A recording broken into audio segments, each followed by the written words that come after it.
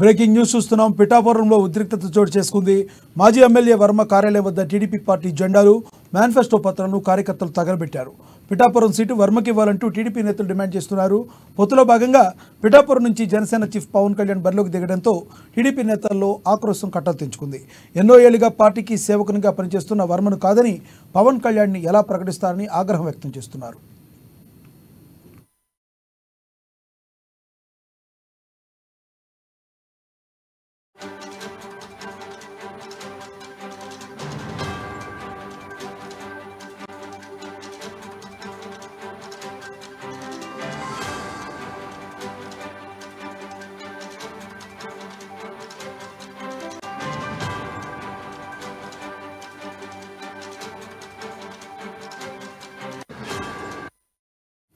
పిఠాపురంలో ఉద్రిక్తత చోటు చేసుకుంది. మాజీ ఎమ్మెల్యే వర్మ కార్యాలయం వద్ద టీడీపీ పార్టీ జెండాలు, మేనిఫెస్టో పత్రాలను కార్యకర్తలు తగలబెట్టారు.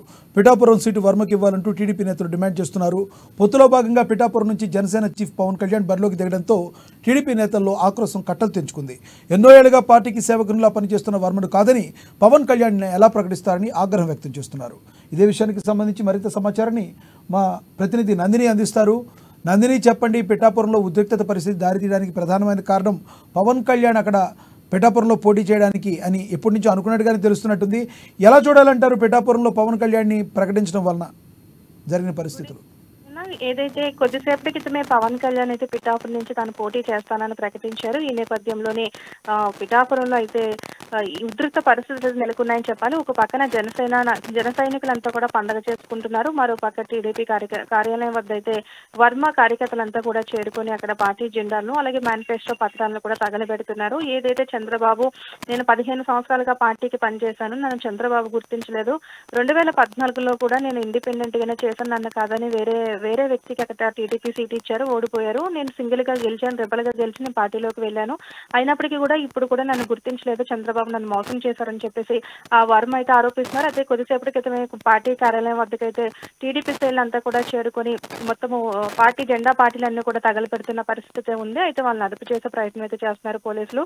మరోపక్క జన సైనికులంతా కూడా పండుగ చేసుకుంటున్నారు. అయితే కొద్దిసేపట్లోనే వర్మ అయితే ప్రెస్ మీట్ అయితే పెడుతున్నారు. ఈ ప్రెస్ మీట్ లో కూడా తన కీలక వ్యాఖ్యలు చేసే అవకాశం అయితే ఉంది. ముఖ్యంగా గతంలో అయితే తను పవన్ కళ్యాణ్ అయితే పిఠాపురం నుంచి పోటీ చేస్తే ఖచ్చితంగా నేను సపోర్ట్ చేస్తాను, వేరే ఎవరికి ఇచ్చినా కూడా నేను సపోర్ట్ చేయనని కూడా చెప్పారు. కానీ ఇప్పుడు మాత్రం ఆయన ఖచ్చితంగా నేనైతే ఎవరికి పోటీ చేయను, రెబల్ గా అయితే ఉంటాను, నేను రెబల్ గానే ముందుకు వెళ్తాను, నాకు పిఠాపురం మీద పట్టుంది, ప్రజలు నన్ను కావాలంటున్నారు, నన్ను కోరుకుంటున్నారు, నేను ఖచ్చితంగా మళ్ళీ ఎమ్మెల్యే అవుతాను, నేను ఇక్కడ నుంచి పోటీ చేస్తానని చెప్పేసి ఒక కసిగా ఉన్నారనే చెప్పాలి. అంటే పిఠాపురం సంబంధించి పవన్ కళ్యాణ్ కి అయితే ఎట్టి పరిస్థితులు అయితే నేనైతే అవకాశం ఇవ్వనని చెప్తున్నారు వర్మ. అయితే కొద్దిసేపటి క్రితమే ఆయన ప్రెస్ మీట్ కూడా పెడతారు.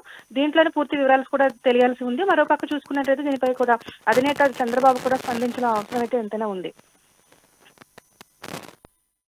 ముందు వర్మ నేను బంగారుపల్లెంలో గెలుపుని నేను ఇస్తాను, ఈ సీట్ని ఒకవేళ పవన్ కళ్యాణ్ గారు పోటీ చేస్తే నేను స్వాగతిస్తానన్న వర్మ అక్కడ ఎప్పుడైతే ద్వారంపూడి చంద్రశేఖర్ రెడ్డి వర్మని కలిసి మంతనాలు జరిపారో, పిఠాపురంలోకి ఎంటర్ అయ్యారో అప్పటి నుంచే ఇదంతా అల్లకల్లోలంగా మారిందని ఒక టాక్ కూడా వినబడుతుంది.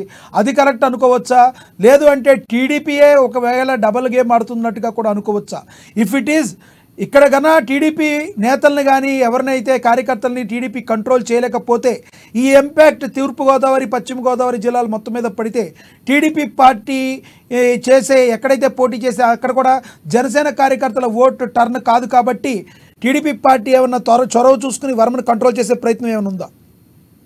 ఖచ్చితంగా ఇప్పుడున్న సిచ్యువేషన్ బట్టి వర్మన్ అయితే మాత్రం టీడీపీ అధినాయకులంతా కూడా కంట్రోల్ చేయాల్సిన అవసరం అయితే ఉంది. ఎందుకంటే అతను ముందు నుంచి కూడా అంటే గత 2 నెలల నుంచి కూడా పిఠాపురం సంబంధించి జనసేనకి సీట్ ఇస్తారు అంటే పిఠాపురం నుంచి పవన్ కళ్యాణ్ పోటీ చేస్తాడా, లేదంటే అక్కడ ఉన్న టీ టైం అధినేత ఎవరైతే ఉన్నారో ఆయన తంగెళ్ళ ఉదయ్ శ్రీనివాస్కి ఇస్తారన్నది కూడా ముందు నుంచి కూడా ఒక టాక్ అయితే నడిచింది. అంటే జనసేనకి ఖచ్చితంగా పిఠాపురం జనసేనకి ఇస్తారని ఒక టాక్ అయితే నడిచింది.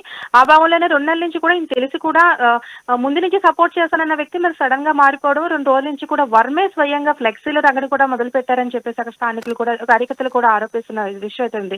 ఏదైతే ఫ్లెక్సీలు స్థానికునే కోరుకుంటున్నారు ప్రజలు, ఎవరైతే పిలిచే పలికే నాయకుడు ఎవరైతే ఉన్నారో ఆ నాయకుడిని ప్రజలు కోరుకుంటున్నారు, వచ్చే ఎన్నికల్లో ఆ నాయకుడికి పట్టం కడతారని చెప్పి ఫ్లెక్సీలు కూడా 2 రోజుల క్రితం నుంచి కూడా పిఠాపురంలో అయితే కనిపిస్తున్నాయి. దీని నేపథ్యంలోనే ఇటు జనసేన నాయకులు కూడా చెప్తున్నారు, వాళ్ళు చెప్తున్న విషయం కూడా కావాలనే వర్మ ఇవన్నీ ఫ్లెక్సీలు కూడా వేయించుకుంటున్నాడు. అంటే తనకు ఖచ్చితంగా ఇంకా తనకి టీడీపీ నుంచి సీటు ఉంటుందని కన్ఫర్మ్ అయిపోయింది కాబట్టి ఇంకా ముందుకు వెళ్ళాలి, రెబల్గా ముందుకు వెళ్ళాలని తన ముందు నుంచి కూడా ఆ ప్లానింగ్ లో ఉన్నారు కాబట్టి ఈ విధంగా ప్రయత్నం చేస్తున్నారని చెప్పేసి వైపు జనసేన నాయకులు కూడా అంటున్నారు. అంటే కొద్దిసేపటి క్రితం పవన్ కళ్యాణ్ ఈ సీటు కోసం ప్రకటించిన అనంతరము పార్టీ కార్యాలయం వద్ద అయితే ఉద్రిక్త పరిస్థితులు అయితే నెలకొన్నాయి. అంటే దీని మీద ఇప్పటికే చంద్రబాబు కూడా దీని మీద యాక్షన్ తీసుకునే అవసరం అయితే ఉంది. లేదంటే రేపొద్దున్న పార్టీ ఇక్కడ రెండు పార్టీలు కూడా ఇబ్బంది పడే అవకాశం అయితే ఉంటుంది. అక్కడ ఎవరైతే ఉన్నారో ప్రస్తుతము ఇన్ఛార్జ్ వంగ గీత కూడా సపోర్ట్ చేసే అవకాశం ఉంటుంది. కాబట్టి ఆ పరిస్థితి రాకుండా ఉండాలంటే 2 పార్టీలను కూడా మళ్ళీ కూర్చోబెట్టి మాట్లాడే అవకాశం అయితే ఉంటుంది.